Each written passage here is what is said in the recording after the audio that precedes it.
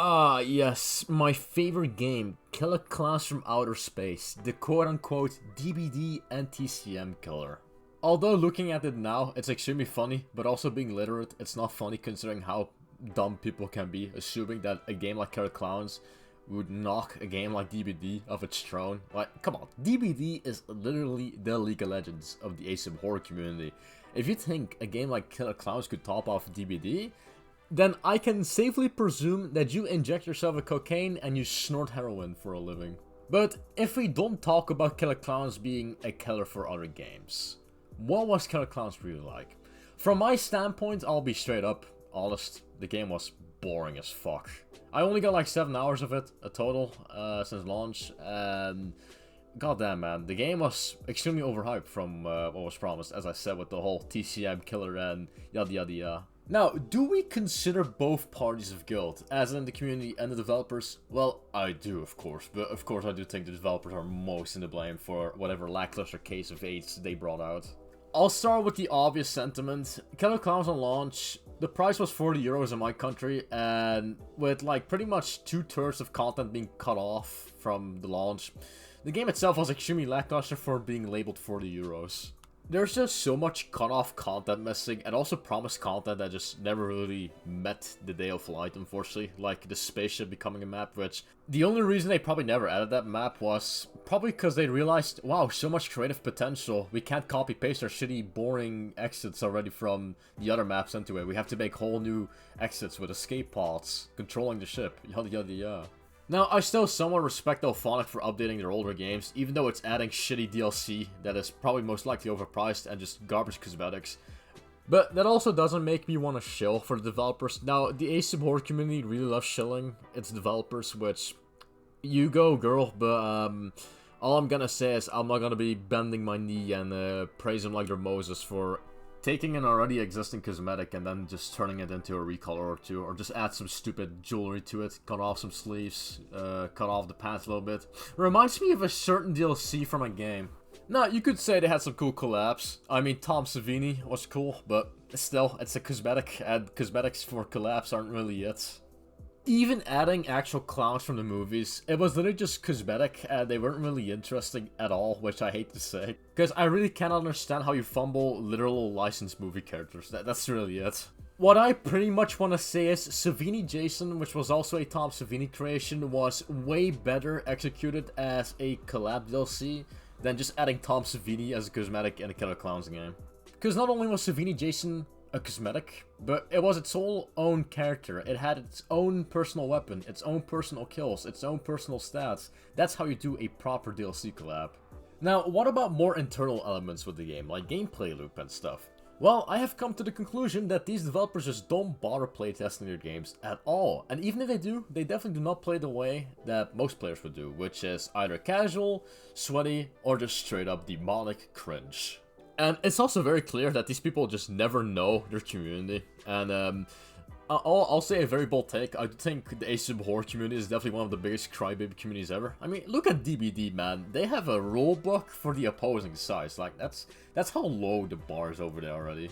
Now, my point with the whole crybaby schmuck thing that I'm going over here is the fact that this very, very, very rare phenomenon that never happens at all, where survivors would pretty much quit before they get killed or during the kill animation.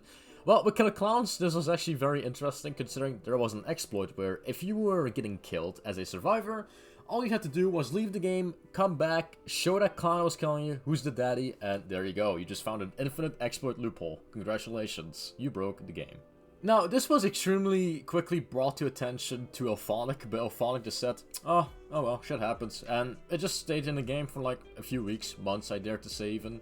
It was, oh wow, in my 7 hours that I played, it was a extremely very common exploit to be used already, which kind of shocked me how quick people caught on that you can just do that shit. Now, as for balancing asymmetrical horror games, especially where this game is a 3v7, 3 clowns versus 7 humans, these games are extremely hard to balance, but even then, there's always this very common phenomenon with these games where survivors are always more overpowered and killers are treated like a joke, which is an automatic turn off for me as well. And with this game, it was just so unserious that I just literally couldn't even bother to shrug my shoulders. I was just like, oh well.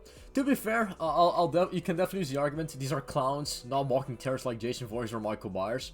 But the sad thing is, I remember this, because that was literally the point where I was like, alright, I'm never touching this game again. Not because I was salty, but I was just so disappointed with how it went. So, there's like 3 clowns, I was playing clown, and I had my 2 randoms with me the whole time. We were patrolling, and then suddenly, out of the bush, there's just like 5 people coming out of nowhere. Yeah, you can kind of guess where it went. So, fight, and normally, as you would normally expect, normally humans would win, because they're in the majority. But my god, man, the clown respawn times. Oh my god, I just get fucking... Oh, my hair is standing up. Literally, humans decided to stop focusing on the objectives and they literally went clown hunting. Not cause it's fun to interact with the killer, it's literally to put them through the 30-second respawn timer. Who the hell thought that making killers wait 30 seconds to respawn was a good idea, knowing that the clowns are outnumbered by at least 4 people from the human side?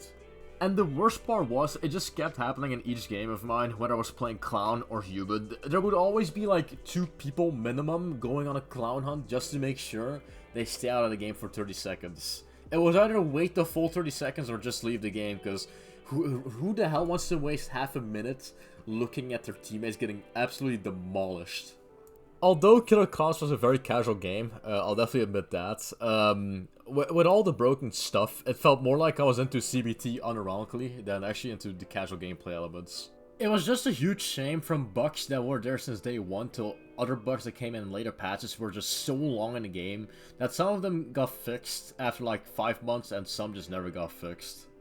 Now, wow, the game did have an item shop, but honestly, the item shop was probably one of the most obvious hungry cooperation shit that I've ever seen. It was literally a predatory caste system. I don't think it could have been more obvious than that. Now, another major complaint that a lot of people had from the community was the community itself. Wow, look at that. Irony striking to bite my ass another day. God bless.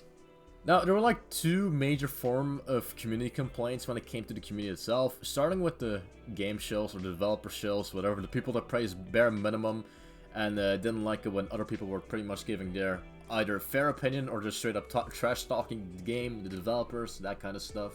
And of course, the kind of complaints where you would be raising your eyebrows at, toxicity. Now I get it, some people were raised better in terms of manners, and some people just can't stand swear words, but you're playing the Ace of Horror game.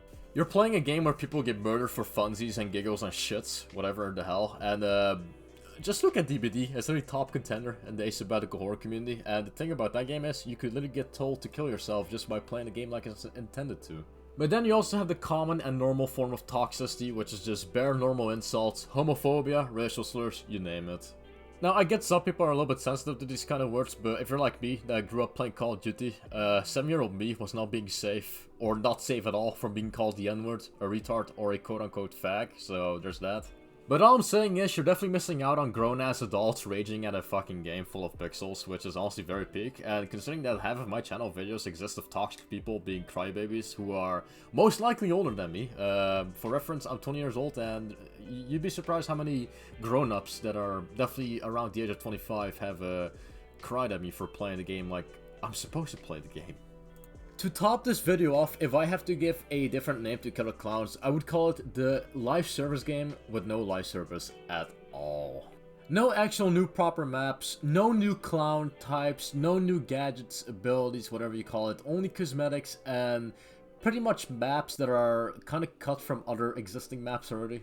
And that's pretty much my sum up for thinking and assuming Killer Klowns failed as a game.